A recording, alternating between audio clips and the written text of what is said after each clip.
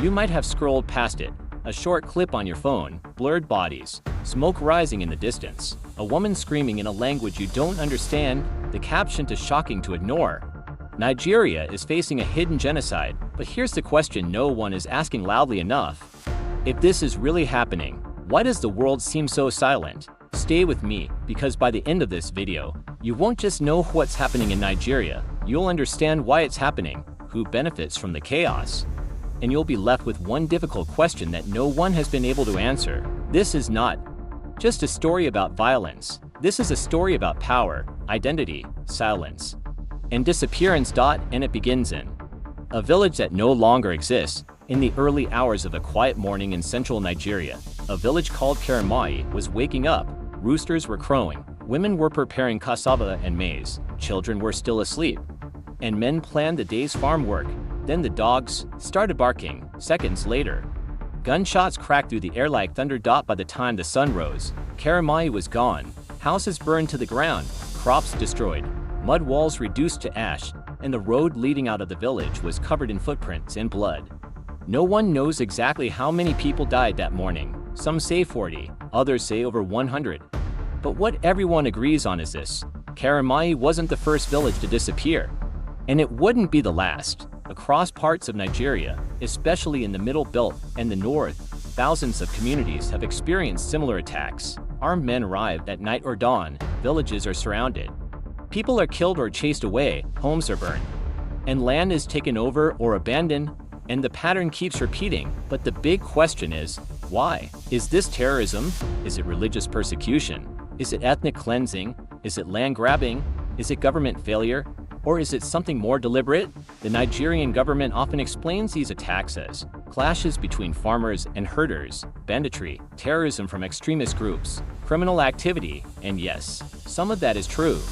Armed groups roam the forests, terrorist movements still operate in the region, and criminal gangs kidnap for ransom. But survivors tell a deeper, darker story. They say the attacks are targeted. They say specific communities are chosen. They say the same pattern repeats again and again. And most disturbingly, they say help never comes in time. In many cases, villagers report warning authorities hours, even days, before an attack. They beg. They report strange movement in nearby forests. They hear gunshots in the distance. They see armed men gathering, but the military arrives late, or not at all. And so, when the shooting stops, there is no investigation, no arrests, no justice. Just new graves. And every time this happens, more families flee. To camps, to cities, to nowhere. Nigeria now has millions of internally displaced people, citizens living as refugees in their own country, not because of flooding, not because of drought, but because it is no longer safe to exist where they were born. Here is where the story becomes more complicated and more uncomfortable. Because when villages are destroyed, something always happens next. The land does not stay empty. Over time, new people arrive, new cattle graze, and new settlements appear. Land once owned by farming families is now occupied by armed groups or outsiders, protected by fear. So people have started asking a dangerous question: is this just violence? Or is this strategic removal? Some activists and religious leaders call it ethnic cleansing. Some human rights groups warn it may meet the early stages of genocide. And others say it is a slow-motion land takeover hiding behind conflict. But globally, no one says it too loudly. Why? Because Nigeria is powerful. Because Nigeria is oil-rich. Because Nigeria is Africa's largest economy. Because instability in Nigeria affects the world. And because calling it what it might be would force the world to act. And action is inconvenient. Let me tell you about Amina. She is not her real name. She was 16 years old when her village was attacked. Her father was shot in front of her. Her mother burned in their home, and she ran into the forest and hid for 2 days. When soldiers finally arrived, she had lost everything: family, home, and future. She now lives in a camp with thousands of others like her. No school, no hospital, no protection, no certainty. And when asked to attack her village, she simply said, "They didn't want us there anymore."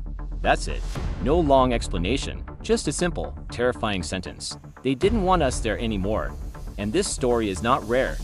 It is multiplied by thousands for years. These stories lived in the shadows, but recently, something changed. Videos began leaking online. Survivors started speaking louder. diaspora communities, organized protests, hidden footage surfaced, and journalists started connecting the dots, and suddenly, the world began to see what had been happening quietly for a long time.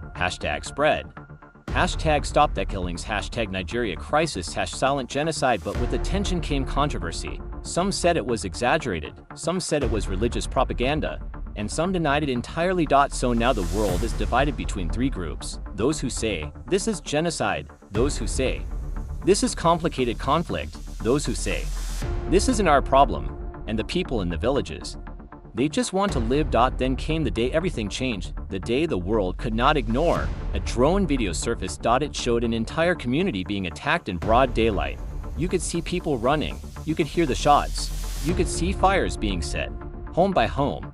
But what shocked people most wasn't the violence. It was what happened in the final seconds of the video: a military checkpoint, less than 2 miles away, untouched, inactive, silent.